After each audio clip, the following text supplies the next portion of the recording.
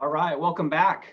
Every time I hear that song, I think I got to close my eyes and I got to start breathing. So hopefully you guys took a few minutes there and really thought about what you're grateful for. And, thanks to those that put some in the chat box. We get a lot of power and energy from other people. And when you're expressing your gratitude, it helps other people to feel gratitude too. And so you think about some of these things, like Julie, when you talk about freedoms, makes me feel grateful for it too. So thank you for putting that up there, Alex. And I think one more we got up there, Jenny. Thanks for doing that. I'm grateful that you guys are here today. When they put on what we were talking about and then they assigned me to do it, I thought, boy, that's a good way to not get very many people to show up on a Wednesday morning. Let's talk numbers and let's have the analytical guy that talk about the numbers. This should be a lot of fun, but I'm grateful that you're here. In fact, it's interesting because I really like June. We just hit June, and there was a story of an agent earlier in my career that had an experience that happened that started in June. And so when I think of June, I think of this agent's experience. And he was an agent in our company a while ago, and he had a goal of selling 30 homes in 1 year. That was his goal. And when he got to June, he had closed 6 deals, and we were actually at a Tony Robbins event, and he had 18 deals fall apart within the last 30 days before leading up to that. So he had 6 closed and he had 18 deals fall apart. And I said, well, it's probably a really good thing that you went to, you're at Tony Robbins now, because I would be a mess. And this was in June, and he came back, and at the end of the year, he ended up closing from June until December. He closed 30 transactions. So he closed 36 transactions for the year. And I find that June is a really interesting time because a lot of agents will look at their goals they set in January and they'll be like, no, not possible. I can't do that. And others will look at it and rethink their process and say, okay, I want to hit these goals. I want to get to this next level. What do I need to do to make this happen? And there's still time. There's still time in this month here to push yourself to your goals. But you have to make the decision now, because as we get further down in the year, then hitting the 30 transactions or whatever your goals are, it becomes a little bit harder for you to do that. Not impossible, but harder to do that. And for him, I thought it was impossible to close 30 transactions in 6 months. So I thought that was great. So every time I come to June, I think of that. And it really pushes me into the conversation that we're having today, because I'm going to talk to you a little bit about tracking your numbers and why that's even important. Because today's discussion really comes down to a couple things, but it's taking good agents and making them great. The difference maker between good and great. Because a lot of us that can do the job, know the job, if we're trying to go to the next level, it's this piece that's missing. And this is the piece that we resist the most, especially if you're not analytical. If you're analytical, you love it. It's just, let's track everything. But in the case of 90%, well, probably 75%, since we'll divide all the 4 personality types up into 25%, there's at least 75% that aren't excited about the numbers. And I will hope that when we talk about this today, that you'll look at it and say, at least in some area of my life, if it's only business, I'm going to track something. I hope that you can get that from me today. So I'm going to ask a question, and I want somebody at least to answer in the chat box on this one. But if I said the word vital, what does the word vital mean to you? Like, what does the word vital mean?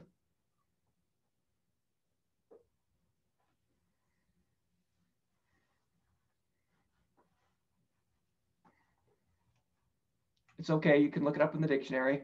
Important, non-negotiable. I love it. Okay. What if I said vitals? Necessary for life. Okay. Perfect. Water, air. So I want to give you a little bit of a medical discussion for a second here. Okay. As a lot of you may know, I've been on the search and rescue team in Salt Lake County for a really long time. This year I stopped doing that, but I was on the year for about 10 years. And I want to talk to you about some of the vitals. And we're going to talk about in the body. Okay, if I was going to say in the body, there are at least 3 things that are vital for life, necessary for life. Okay, what are those three things in the body that are necessary for life?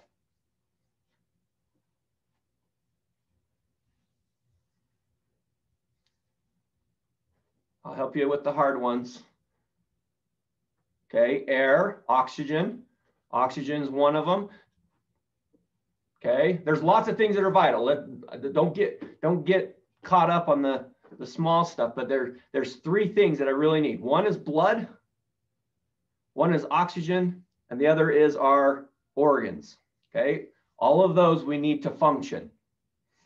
So they have an acronym in the medical world where they say A, B, C, D, E. And this is something we use whenever we're coming upon a scene where something has happened, when somebody's having a problem. We're going to check A, B, C, D, and E. And that's what's going to give us our direction. It's going to be something that we track. And it's going to be, first, I'm going to check for an airway. I want to make sure there's oxygen flowing in this person. Second is breathing. They've got to have the oxygen moving through their body. Circulation. This is like blood. This is the blood. This is making sure blood is going through the body normally. That's what our heart does. It pushes blood and it goes through our body, okay, so that we can survive. Then D is a distraction, if there's something distracting the person. And the last one, E, is environment. So we just ran through those really quickly because we're not having a medical discussion here, but I want you to think about this in regards to this tracking. Because when I find out what's wrong with somebody, when I see that there's an issue that we're trying to address, if I just address it one time, I come up to somebody, I come up to Rick, he's having a problem, he's bleeding, and I say, yep, looks like you're bleeding, and then I walk away. Am I going to be able to help him very much? I want you to think about this. Can I help him by just identifying one of the problems? I can't help him. I can't help him if I'm just identifying one of the problems. If I look at your business, we sit down and we look at your real estate business and say, where is the problem? Okay, well, I didn't set any appointments this week. There's a problem. Okay, and then we leave it there. We leave it at that. Say, yep, I know there's a problem. And then we walk away from it. Are we going to help the person that's having the problem? Answer is that no. Okay, so I want you to think about this in the sense of what our vitals are. The only way that we can figure out how to help somebody in this situation is to track it. Okay, when I'm working with somebody, a patient, every 15 minutes, I'm going to revisit this. I'm going to revisit their pulse. I'm going to look in the injury. I'm going to make sure things are still moving. I'm going to make sure they still have feeling. Nothing's worse than when you tie somebody's leg up because they're sore, and the next 10 minutes later they can't feel their foot. That's not a good thing for patient care. Just so you know, you've got to make sure they have some feeling still in their feet. But I want you to think about this. This is a really easy analogy that can get way off track if we're not just looking at the basics here. We track things so it tells us a story. The story of a patient as it goes through, what's happening to them. If their blood is pumping at a certain rate and then it increases and then it increases, it's telling me a story. It's the same thing that I want you to think about in your real estate business. We are looking for a story to be told. The story is what's going to take us from being just good at our job to being great at our job. It's taking us from being just okay at prospecting to being able to set those appointments, to be able to attend the appointments, to be able to take the listings, to be able to close the listings, to be able to make money. We get so caught up in there's so much to learn that we don't look at some of these details. George says all the time, he says that, you know, success comes in the details of the business. Well, what are the details of the business? What are things that we need in real estate that are the most important things for us? And the interesting thing is most of us could name them. I could ask you, let's make a list real quick about all the things that are important in real estate. I think we all could make a list. And the thing is That list is going to be the same for everybody else. There's going to be some differences, but as that list is not necessarily what's going to help us go to the next level, because I think we could all name what that list is. I mean, let's just name 3 vital things in real estate. Okay, what are 3 vital things for us to do? What's one vital thing? What's one thing that you have to do in order to succeed at real estate? Okay, prospect. Great, Jerry. Talk to people. Another name for prospecting. Love it. Okay, talk to people. Okay, that's vital for us to do that. Okay, number 2, we can talk to as many people as we want, but we have to be able to present to them. We have to present. Skill set. That's it right there. Okay, your skills. We have to have the skills. So we're going to prospect. We're going to present. Skill set. And the last one is we've got to be able to put contracts together. We've got to be able to negotiate. So is there a million things that are important? Yes. These are the 3 that I want you to think about. These are 3 things that are vital to our success. They're like the blood, the oxygen, the organs in the body that we have to function. They're the exact same thing in real estate, where we have these elements that we have to consistently look at. So these are the 3 things that I want to talk about, because these are the things that we need to track. So how do you track them? Tracking doesn't have to be really, really hard. We try to complicate this. In fact, I told you I was analytical. So I'm going to show you a tracking sheet that I use that for some of you would be way too complicated. Okay. So this is a sheet that I created because I wanted to track stuff. And why do I want to track it? Because I want to get better at it. And the only way I get better at it is I monitor it as I go through my business. It's the same thing as when we're on the medical side and I'm tracking somebody's vitals to make sure there's not a problem. The interesting thing is we say this all the time. If I knew that I ate a hamburger and that hamburger would instantly go right there on the back of my skin as a big old fat thing, I would not be eating that hamburger. We all say that. But because it slowly starts to go back here, I don't realize it until I say, oh, what's going on back here? But I enjoyed thousands of hamburgers in the process. So I'm going to show you this thing. This is a tracking sheet that I used as when I was selling real estate, because I knew there was things that I had to make sure that we're doing every single day to make sure I'm on track. Okay. So I think it's not backwards. Let's see if it's backwards. No, it's not backwards. Okay. So I've got my 10-10. I got my daily schedule. I got my numbers. If I could share my screen, I would do that, but I'd have to find it. So I'm not going to share my screen. So we'll just pretend that it's shared right now. Then all the things that I want to do. So I put everything that I want to do in a daily basis, and I track this, and I track it because it tells me a story, and the story is what's most important about it. It's not about all the numbers. It's about telling the story, and because the story is going to lead me in the direction that I want to. Because if you're telling yourself a story over and over and over that doesn't make a lot of sense, eventually you're going to say to yourself, okay, well, that doesn't make a lot of sense. So stop telling yourself that story. But here's the problem. Today, we don't do anything. And we say, well, that's okay. Tomorrow I can do something. And then we're June 2nd. And we find out that we're getting close to halfway through the year, and we're not even close to our goals. And we say, well, I don't know what's going on. You know, my favorite thing talking with agents, I like to ask, well, how many contacts did you make last week? And I can tell you that there's 2 excuses. Okay. One is I'm not analytical, so I don't track my numbers, which I think is a lame excuse, but that's because I'm not analytical. But 2 is they really have no idea how many they make. And do you think an agent usually estimates high or low when we're talking about the amount of prospecting they do? What do you think? Does an agent estimate high or low? High, right? Okay. The interesting thing is we think we do more than we really do until we actually track what we do. I follow Darren Hardy. He used to run Success Magazine, and now he does his own coaching program. And he's the one that wrote The Compound Effect, you know, building small things, building upon others to get great stuff. And I follow him, and he used to sell real estate before he went into Success Magazine. He used to sell real estate.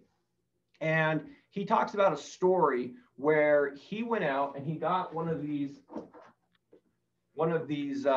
timepieces. So just a stopwatch.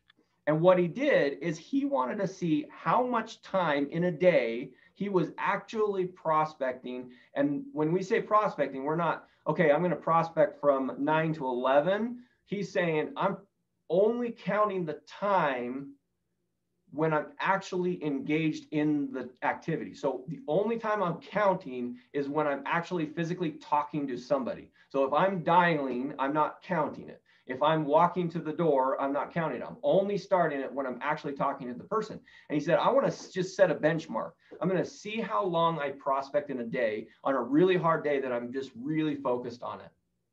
So he got a stopwatch, and he's like, I get up in the morning really early, and he's like, I'm going to prospect all day long. I'm going to do 8 hours straight of prospecting to see how much time I'm actually engaged in this activity. And so he went out there and he worked really hard. He did a lot of doors. He did a lot of contacts. And at the end of the day, so he didn't want to look at the top time. He didn't want to have it influenced any way whatsoever. He just would start it when he started talking to somebody and then stop it when he stopped talking to him. And at the end of the day, he was wondering, well, how much time did I actually spend prospecting? So remember, he's done 8 hours. When he looked at the time, how much time do you think was on the clock? So somebody put in there what they think. How much time do you think? So he spent all day prospecting. He just went all day long. But how much time did he actually engage in the activity that makes him money? Give me a guess. 4 hours, 3 hours, 60 minutes, 3 hours. Perfect. Okay. When he looked at his clock, he found that John Aubrey's heard the story. So he's found that it was 19 minutes, just over 19 minutes of actual prospecting time. And I can tell you that if any of us did that activity and we didn't actually track the number of what we are, we would be saying the same thing. Oh, I prospected 3 hours, 4 hours. And, you know, I was out there for 8 hours, but probably the time spent in there was really at this point.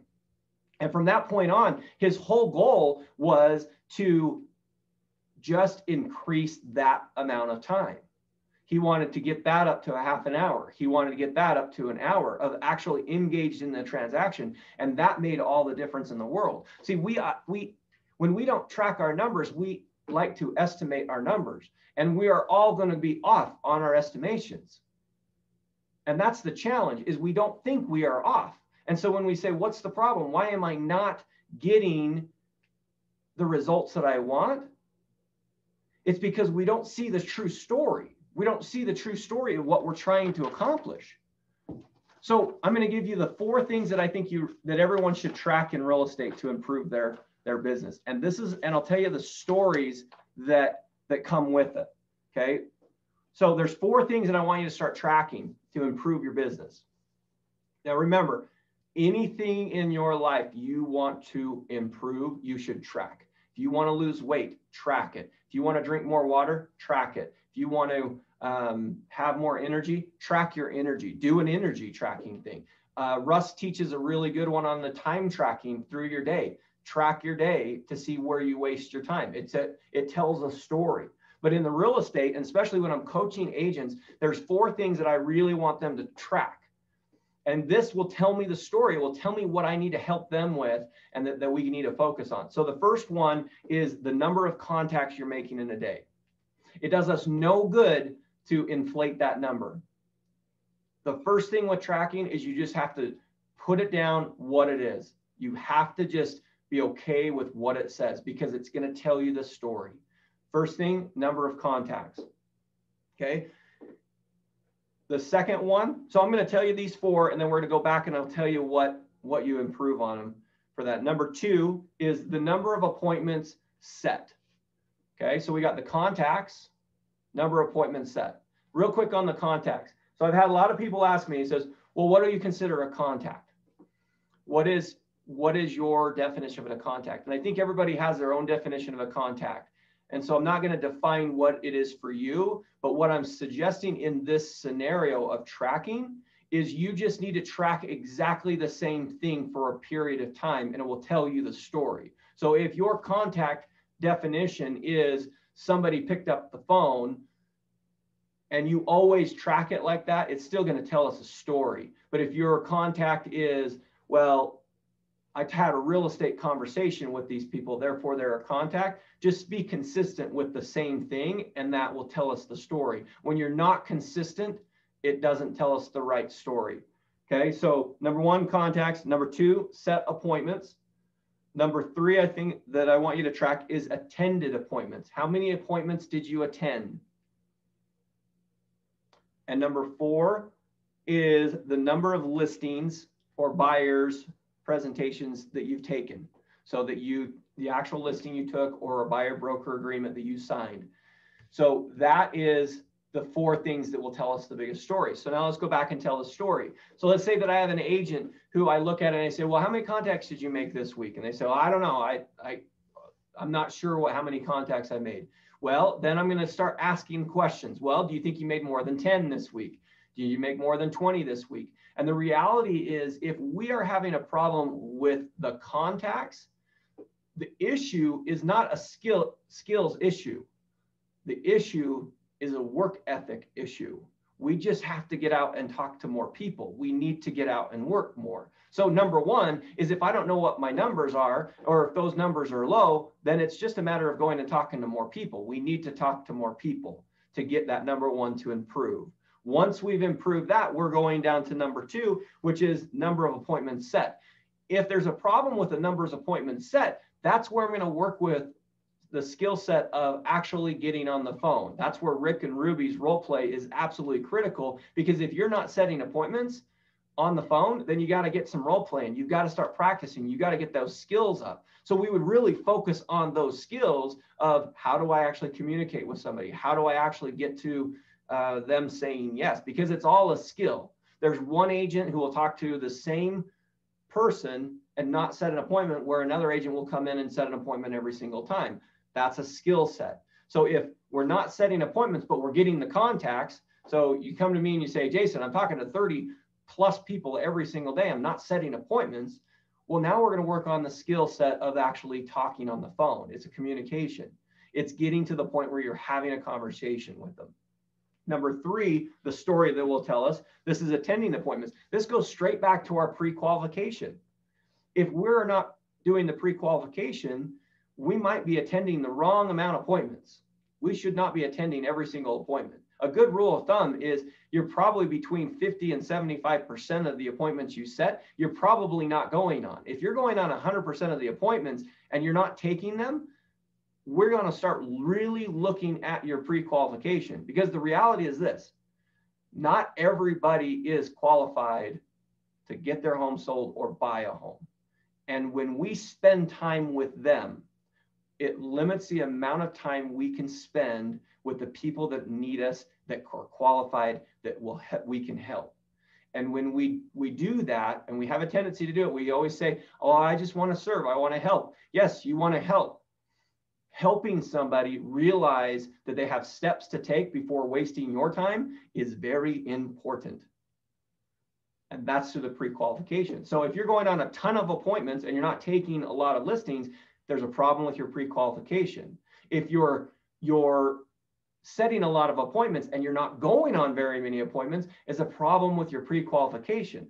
Because I've seen this happen too, where I set the appointment and I don't really know my presentation really well. So I pre-qualify them, and I pre-qualify them so I don't go. And so I keep saying, oh, well, they're not qualified, they're not ready to go, I'm not going to waste my time, so I don't go. And so you don't go on any of them. So when you're looking at what your presentation, and you're actually attending a presentation, and there's an issue right there, we're going to focus specifically on your pre-qualification. Number 4, listings and presentation is the presentation itself. So if you're not taking listings, then we're going to start working on your presentation skills. So this is, I bring this up because each one of these tells us a little bit of a story. And the more we learn about that story, the more we can improve it and the better we're going to get, which is going from good to great.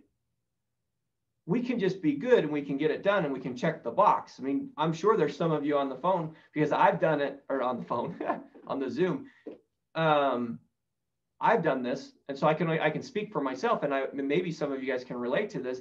But sometimes I just look at my tracking sheet that I created for myself, and as long as it's all filled out, I feel good about myself. But the reality is, I'm trying to make money in this business, and if I'm not making money every single day and moving towards that, I can feel good about all of it all day long, and it doesn't change where I am. And that's the good part. That's where agents become good at what they do. They sell a deal here and there, and they feel good about it. But we want to become great. It's taking these details and becoming really specific on these details. So it really comes down to that. So just to wrap up here, there's so many things that we can track. And when we get caught up in the fact that I don't like numbers and I don't like taking the time out to fill out a sheet and I don't want to do that, a lot of times it comes down to you're resisting the truth of what is happening in your business. Because it's easier to say, I think I talked to 15 to 20 people today and I feel good about that, when in reality you probably talked to 5 to 7 and the conversations weren't as great as you were hoping they would, because our story in our head wants us to feel good about what we've done. The story on the paper doesn't have feelings. Those numbers don't have feelings. They tell you the truth, and that we sometimes resist. So I don't find that most of us are really not tracking numbers because we're lazy or we don't like the numbers. I think we really honestly don't necessarily want to know the truth of where our business is. And that's the thing that we want to get away from. Same thing with our bodies, with our health, and saying, look, I'm going to track what I eat. Like a lot of us have probably heard that. If you want to stop eating junk food, every time you eat junk food, you have to write it down on a paper and show somebody. I guarantee you're going to stop eating the junk food most of the time because you don't want to show them. That's what that does. It's the honest assessment of where you're at. So I don't need you to go to my extreme where you say, okay, I'm going to track every single thing that I do because I want to improve it. But I do want you to track at least those 4 things, because that will tell the story. You can approach your broker, you can approach another agent and say, look, I'm having a problem here and this is what I'm doing. That's going to be more powerful for you and your business on the long run than if you don't. And if you don't know the true answers, we're just guessing. And so everybody who I coach, that's the thing that we're focusing on. And I've got people, I'm sure that some of you are on this call who I've coached, and we've talked numbers and we say, I don't like to write the numbers, but the story doesn't lie. And that's how we become great. Okay. So that's my challenge for you guys this week is pick something to track and show yourself the importance of the tracking. Just track it for the next 3 weeks. Pick one thing that you can track, and just track it for the next 3 weeks. And then tell me whether or not it tells you a story that will make a difference in your business. It's just one little tweak, knowing the truth. The truth will set you free, as some great philosopher, I'm sure, said. But so that's my challenge for you today. Hope you have a great rest of the week. Let's end with some affirmations. Thanks for